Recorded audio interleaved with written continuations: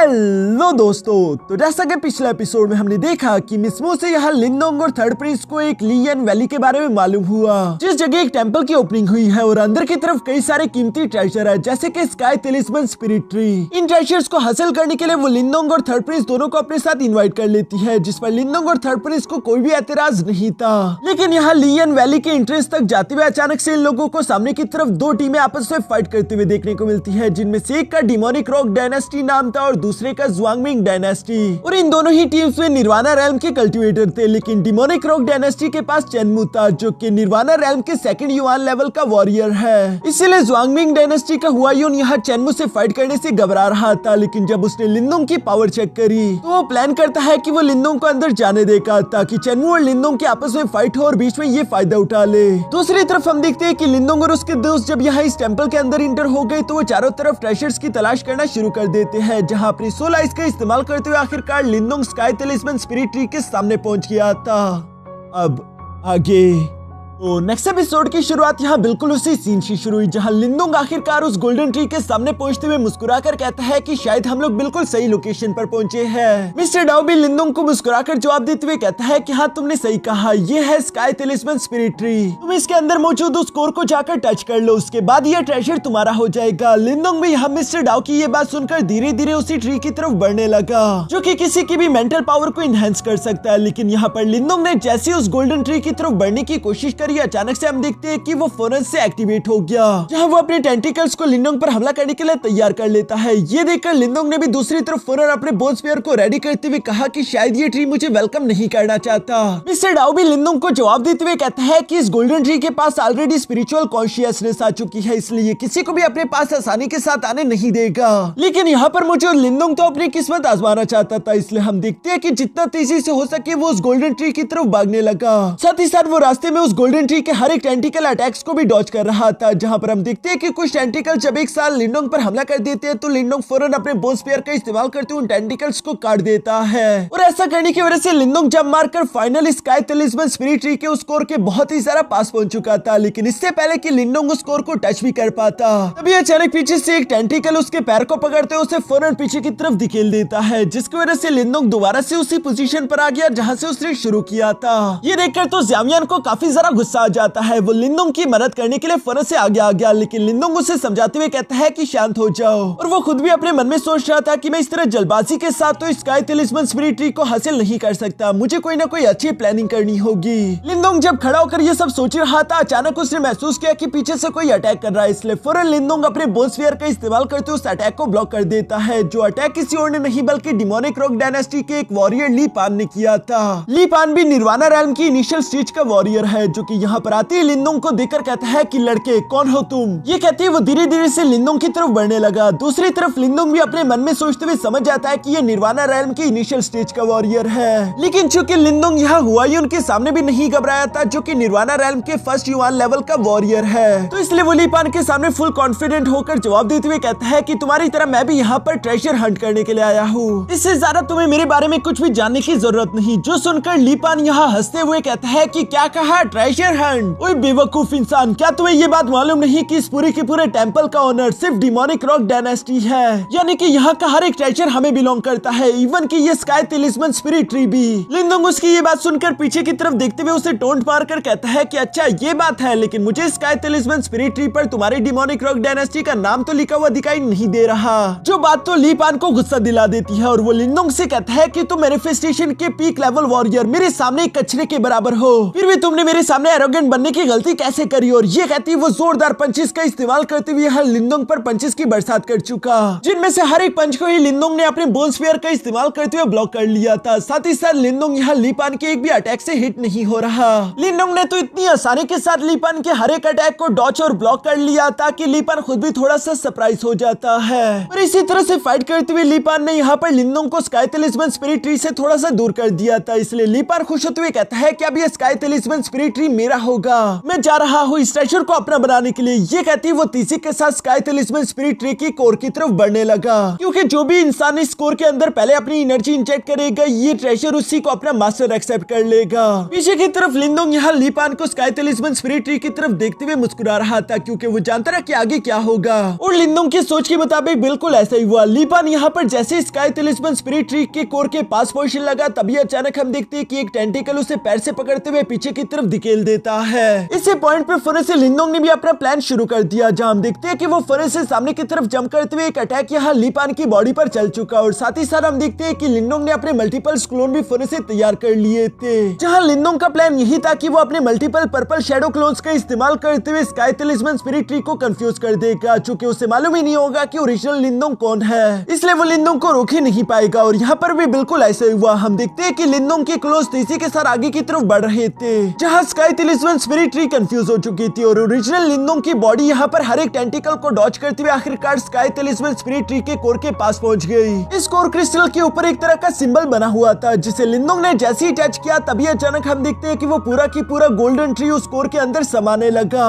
जबकि ये कोर भी साइज में छोटा हो जाता है। यानी कि स्काई टलिस्मन स्पिरिट ट्री ने आखिरकार लिनडोंग को अपने मास्टर के तौर पर एक्सेप्ट कर लिया है, जो बात ली पान को तो काफी सारा गुस्सा दिला रही थी। वो खड़ा होकर भड़कते हुए लिनडोंग को गाली देकर कहता है कि कमीने इंसान, क्या तुम हमारी डिमोनिक रॉक डायनेस्टी से चोरी करना चाहते हो? जो सुनकर लिनडोंग मुस्कुराकर जवाब देते हुए कहता है कि पहली बात कि इस ट्रेजर का कोई भी ऑनर नहीं था, दूसरी बात ये कि स्काई टलिस्मन स्पिरिट ट्री का नया ऑनर मैं हूँ, उसने खुद मुझे मास्टर एक्सेप्ट किया है। ये बात सुनकर तो ली पान गुस्सा होते फौरन अपनी पावर्स अनलीश करने लगा। साथ ही साथ वो फौरन अपने स्पेयर को बाहर की तरफ निकालते हुए लिनडोंग की तरफ थ्रो करके कहता है, लगता है कि तुम मरना चाहते हो, ऐसे तुम नहीं मानोगे। दूसरी तरफ हम देखते हैं कि लिनडोंग ने भी उस स्पेयर अटैक को ब्लॉक करने के लिए फौरन यहाँ अपने बोन स्पेयर को बाहर निकाल लिया। साथ ही साथ लिनडोंग ने अपनी निर्वाणा गोल्डन बॉडी भी एक्टिवेट कर ली थी, जिसे ली पान पहचान लेता है और वो कहता है कि तुम्हें क्या लगता है कि इस निर्वाणा गोल्डन बॉडी का इस्तेमाल करते हुए तुम मुझसे बच जाओगे? जो कहती है ली पान तीसी के साथ आगे की तरफ बढ़ते हुए यहाँ अपने स्पेयर का इस्तेमाल करके लिनडोंग पर हमला करना शुरू हो गया।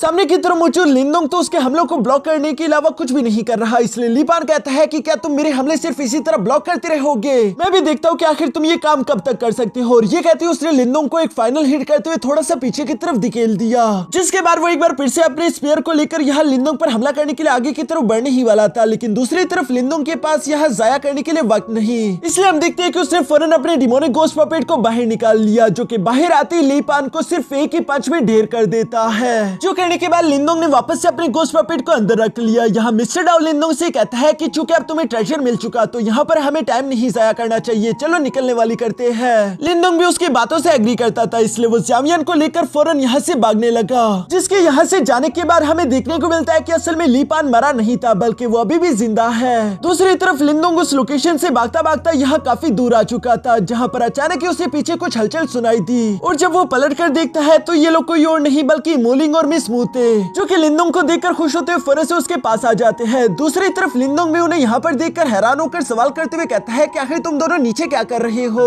इस पर मिस मू जवाब देते हुए कहती है कि असल में हम लोगों ने कुछ ऊंची ऊंची आवाजें सुनी थी और उन्हीं आवाजों को इन्वेस्टिगेट करने के लिए हम लोग नीचे आए। हमें फिक्र हो रही थी कि कहीं तुम्हें कुछ हो ना गया हो। जो सारी बातें सुनकर लिनडोंग भी उन्हें जवाब देते हुए कहता है कि फिक्र मत करो, मैं बिल्कुल ठीक हूँ, लेकिन इस वक्त यहाँ पर डिमोनिक रॉक डायनेस्टी के कई सारे डिसाइपल्स मौजूद है, इसलिए हम लोगों को छुप छुप कर ही सही लेकिन यहाँ से निकलना होगा, क्योंकि ये जगह बहुत ही ज्यादा खतरनाक है। जिस पर मोलिंग लिनडोंग को बताता है कि हाँ ये बात तो तुमने सही कही, हमारे रास्ते में भी कई सारे डिमोनिक रॉक डायनेस्टी के वॉरियर्स आने वाले थे, लेकिन पता नहीं कैसे, लेकिन मिस मू को पहले ही अंदाजा हो जाता था। जो सुनकर तो लिनडोंग को मिस मू पर थोड़ा सा शक हुआ, लेकिन मिस मू दूसरी तरफ लिनडोंग को जवाब देते हुए बताती है कि असल में मैं एनर्जी को काफी सारा अच्छे से सेंस कर सकती हूँ, सिर्फ यही वजह है कि मैं खुद को और मोलिंग को बचा पाई। यहाँ पर ये लोग जब इस तरह की बातें कर ही रहे थे तभी अचानक हम देखते हैं कि वहाँ पर ली पान पहुंच गया, जो कि इस वक्त अकेला नहीं बल्कि कई सारे साथियों के साथ मौजूद है। और वो गुस्सा होते हुए कहता है कि कमीने, तुम्हें क्या लगा था कि तुम ये ट्रेजर चुरा कर यहाँ से भाग जाओगे? ऐसा नहीं होने वाला। और ये कहती वो फौरन अपने साथियों को ऑर्डर देते हुए कहता है कि इन कमीनों को जान से मार डालो। जो सुनकर ली पान के सोल्जर जहाँ पर अपनी एनर्जी अटैक्स को रेडी करते हुए लिनडोंग और उसके साथियों पर हमला करने ही वाले थे,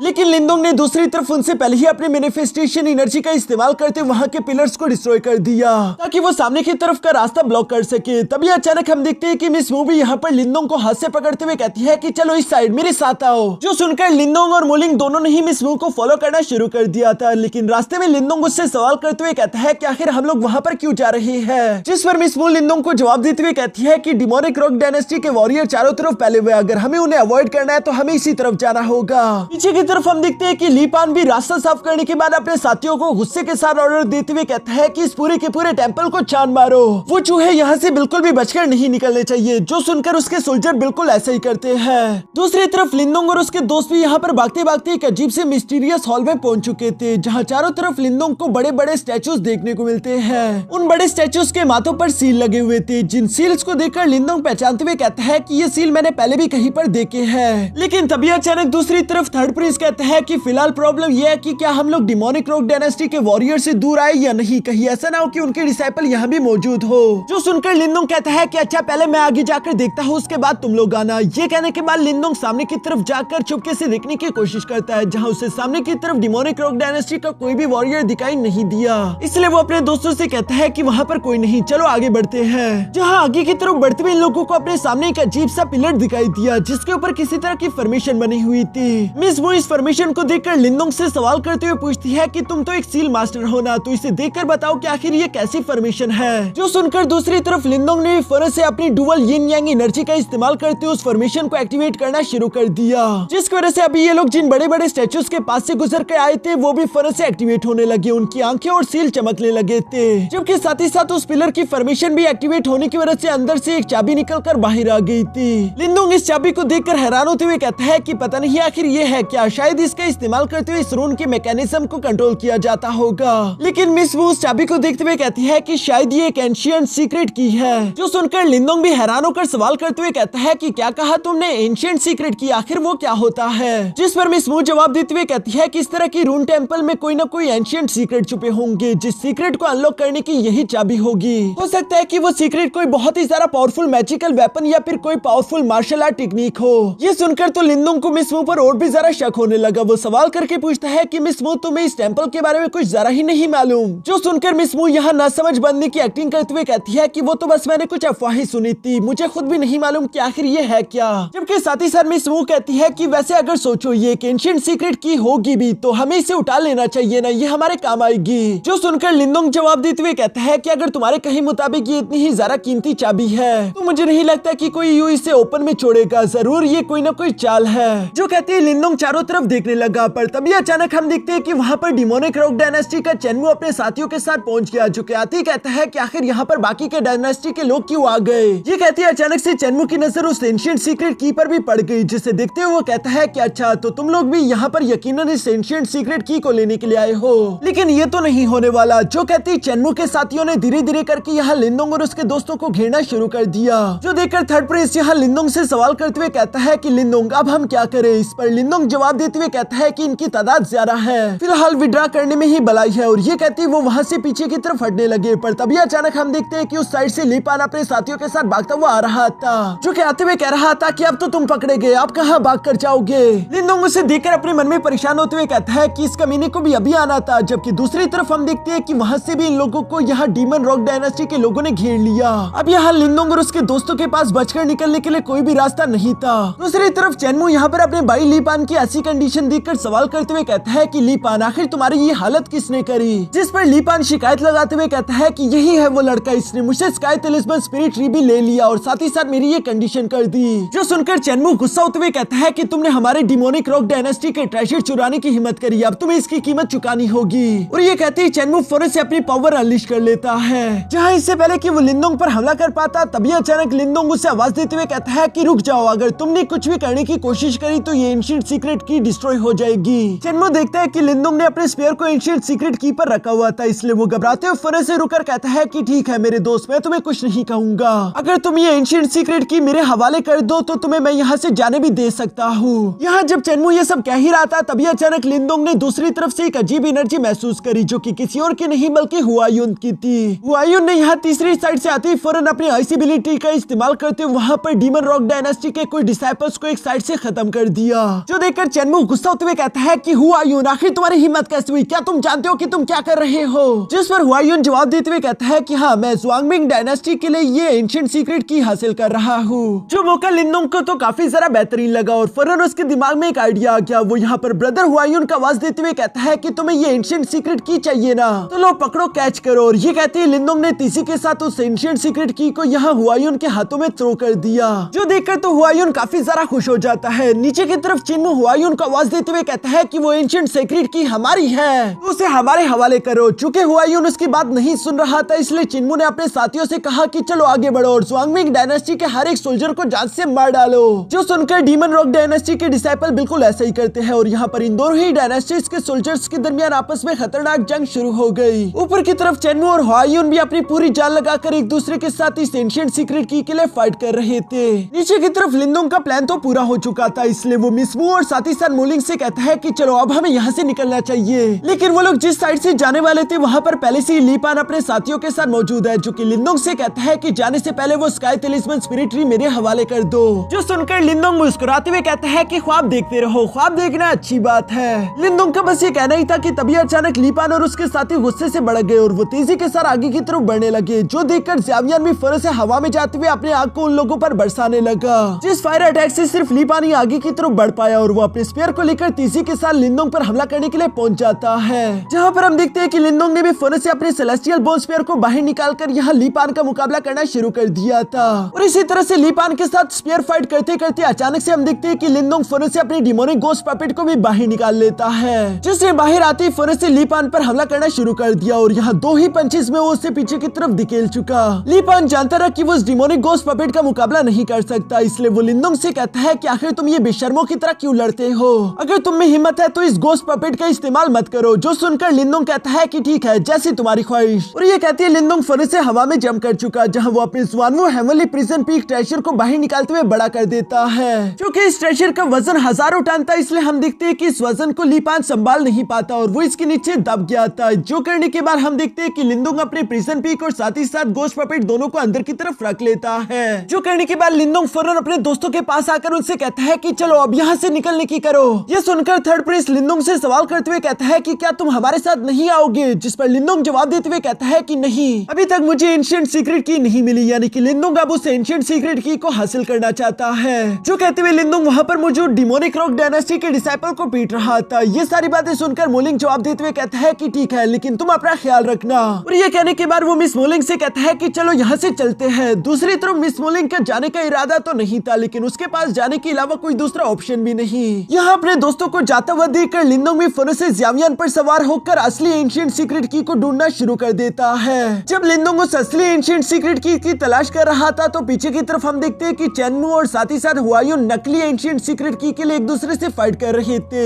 जहाँ एक जबरदस्त फाइट के दौरान अचानक से चिन्मू हुआयुन को एक जोरदार पंच करके उससे वो एंशिएंट सीक्रेट की गिरा देता है और वो तेजी के साथ इसे पकड़ने की कोशिश करने वाला था, लेकिन हुआयुन उसे ऐसा करने नहीं देता, बल्कि ये दोनों ही उस नकली एंशिएंट सीक्रेट की के लिए एक दूसरे से फाइट कर रहे थे और कह रहे थे कि ये सीक्रेट की मेरी है। जहाँ इसी तरह से बातें करते हुए ये दोनों एक साथ उस एंशिएंट सीक्रेट की पर झपट्टा मार देते हैं और इस एंशिएंट सीक्रेट की को अचानक से पकड़ने की वजह से हम देखते हैं कि वहाँ पर मौजूद जितने भी स्टोन स्टैचूज थे वो फौरन एक्टिवेट हो गए, जो देखकर वहाँ पर मौजूद सारे के सारे डिसाइपल हैरान होते हुए कहते हैं कि आखिर ये स्टोन स्टैचूज चल कैसे रहे हैं। साथ ही साथ हम देखते हैं कि उन स्टोन स्टैचूज ने आगे की तरफ बढ़कर यहाँ अपने सोर्स का इस्तेमाल करते हुए उन डिसाइपल्स पर भी हमला करना शुरू कर दिया था। जो स्टोन स्टैचूज असल में इन निर्वाणा रेल्म के वॉरियर से भी ज्यादा ताकतवर थे। अब यहाँ पर चिन्मू और हुआयुन दोनों को एहसास हो गया कि उस लड़के ने हमें बेवकूफ बनाया है। वो पहले से ही जानता रहा कि ये एंशिएंट सीक्रेट की असली नहीं, उसने जानबूझकर हमें इसके लिए लड़वाया, मैं उसे जिंदा नहीं छोड़ूंगा। ये सब कहते हुए चिन्मू अपने साथियों से कहता है कि सबसे पहले तो इन स्टोन स्टैचूज को डिस्ट्रॉय करो।